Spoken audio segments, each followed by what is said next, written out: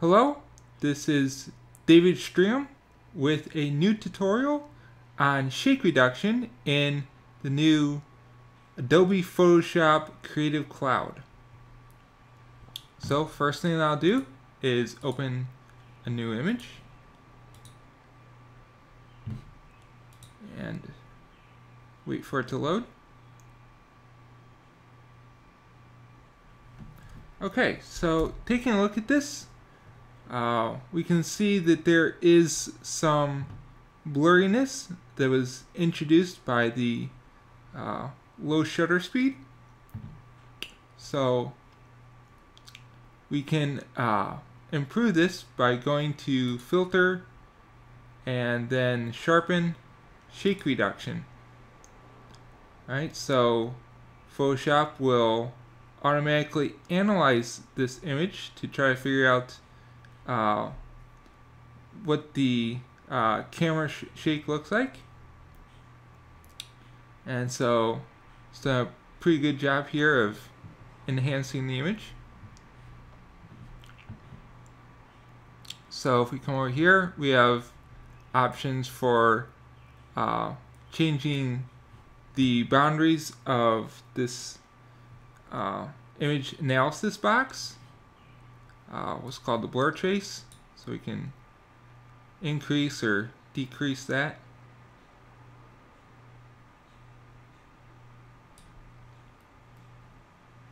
Make it larger.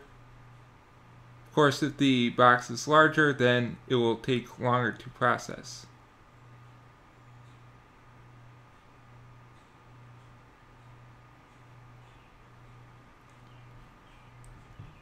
Alright, so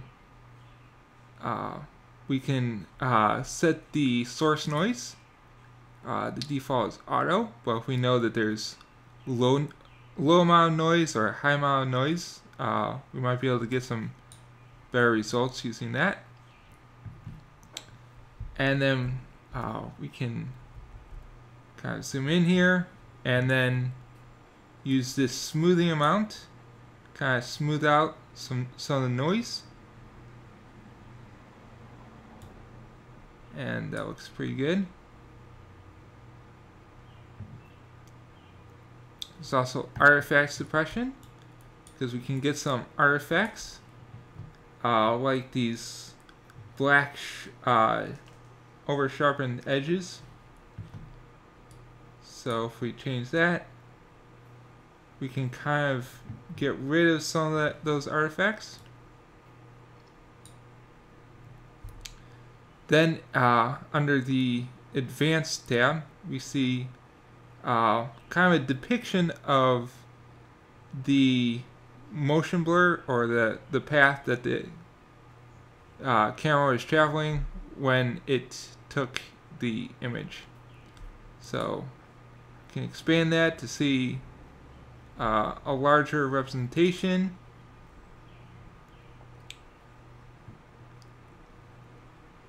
And we can also come down here and see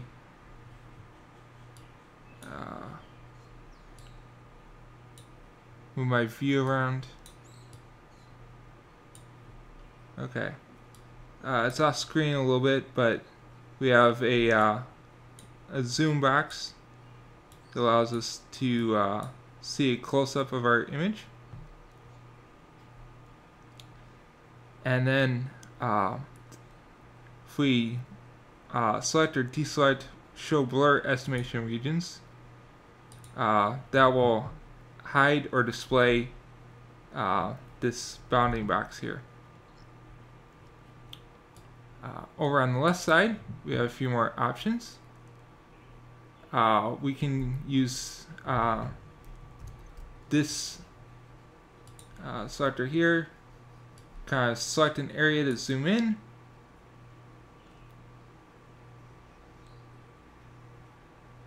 Or I'm sorry, this will select the analysis area.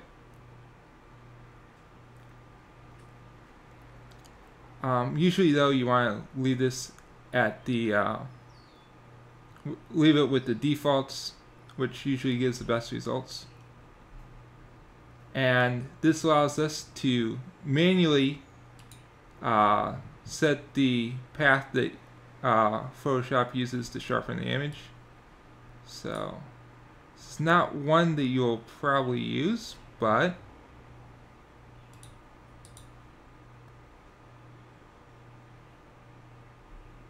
anyway, there's that.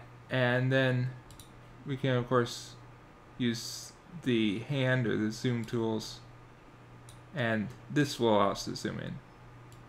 So we can just select the area that we want to see on the screen, and it will work like that. Okay, so I'll go back to our original and hit OK. Before we do that, however, I just want to check that Photoshop, what effect that Photoshop has been having. So we can go back and forth between our sharpened and unsharpened versions. So I'm liking this a lot. I'll hit OK.